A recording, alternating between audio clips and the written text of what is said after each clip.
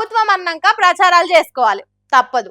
లీడర్లు అన్నాక పబ్లిక్ లో పదార పెంచుకునేందుకు పబ్లిసిటీలు చేసుకోవాలి, తప్పే లేదు. కానీ పిఆర్ కోసము పిల్లల్ని తిప్పల పెట్టుడు అయితే తప్పే కదా. చదువుకునే పిల్లలను సతాయించుడు కరెక్ట్ కాదు కదా అనుకుంటా సీఎం సార్ చేసిన పని మీద సీరియస్ అవుతారు కొందరు.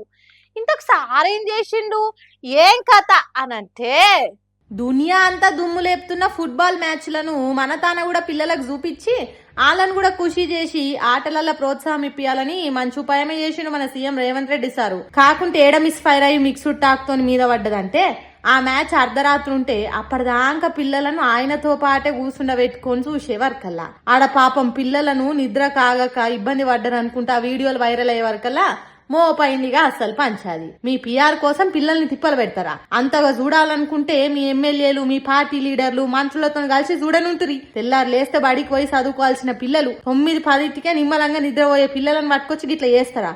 పాపం ఆలస్యమైతుందని చెప్పలేక నడిమిట్లా నడుచుకుంటా పోలేక అంత సౌండ్ ఉన్నా కూడా చూడుండ్రి అట్లనే కూర్చున్న పిల్లలు సీట్లలోనే కునికిపాట్లు పడ్డారు అనుకుంటా సోషల్ మీడియాలో కామెంట్లు వేస్తున్నారు నెటి జనాలు. మొన్న గిట్లనే పిల్లలతోనో సభ పెడితే ఆడ పొరలకు సరిగ్గా ఫ్యాన్లు కూలర్లు కూడా లేక ఎండకు ఉబ్బరిచ్చి ఉఫ్ ఉఫ్ అని ఊపుకునుడే సరిపోయింది అనుకుంటా వీడియోలు వైరల్ అయినాయి. ఇప్పుడు ఇగో ఇట్లా అయితే ఎండకు తట్టుకోలేక లేకుంటే నిద్ర కాపుకోలేక పాపం పిల్లలకైంది తిప్పాలనుకుంటా తోటి పిల్లల అమ్మ నాయనలు కూడా ఆడుచుకోవట్టిరు గట్టిగానే. మరి ఫుట్బాల్ మ్యాచ్ చేయంగా సర్కార్ను ఫుట్బాల్ ఆడుతున్న జనాల ఫుల్ కౌంటర్లకు కాంగ్రెస్ లీడర్లు ఏం కామెంట్లు చేస్తారో చూడాలిగా. వానలొచ్చి శినుకులు పడితే పాపం సర్దులు జరాలనుకుంటా దావకంలో చుట్టూ తిరుగుడే సరిపోతది. వందలకు వందలు మందుల షాపులకు పెట్టుడే అవుతుంటది. మరి ఏం చేస్తాం, వానాలు పైలంగా ఉండాలంటే దావకన దారి పట్టక తప్పది అనుకుంటాం కదా. కానీ ఈ వానకాలంలో ఆ దావకన కోతనే ఇంకిన్ని లేని రోగాలు అంటించుకునే దరిద్రం మోపయ్య కాడికి వచ్చింది కథ. సమజైతలేదా? ఈ కన్ఫ్యూజన్ కు క్లారిటీ రావాలంటే ఈ వార్త చూసేయండి.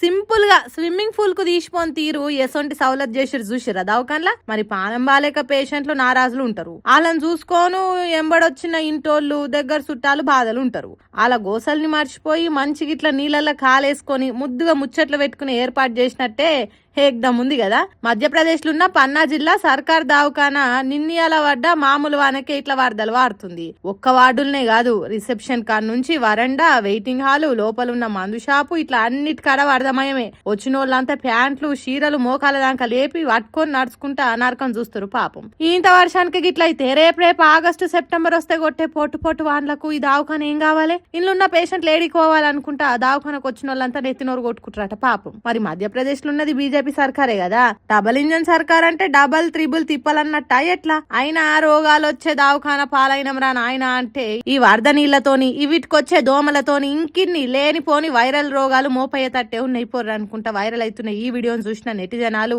కామెంట్ల వరద వారిస్తున్నారు. రైల్వే స్టేషన్లలో చెత్తులకు పర్రెలు పట్టి ప్యానెళ్లకెళ్లి నీళ్లు గారుతుంటాయి. బ్రిడ్జిలు అయితే కట్టిన 6 నెలల లోపట్ని అమాంతం కూలిపోయి ఏడాది మాసకం దాకా కూడా ఆగకుండా అవుతాయి. రోడ్లు అయితే చూస్తుండగానే భూమిలకు గుంగి బండ్లు బయటకు తీయాలి అంటేనే భయం పుట్టించేటట్టుంటాయి. డబల్ ఇంజన్ సర్కార్ పేరు మీద ఇవన్నిట్లా ఏదయ్యి దావఖాన్ల పడ్డా గాని ఆఖరికి ఆ దావఖాన్లలో గీ తిప్పలు పోన్రి.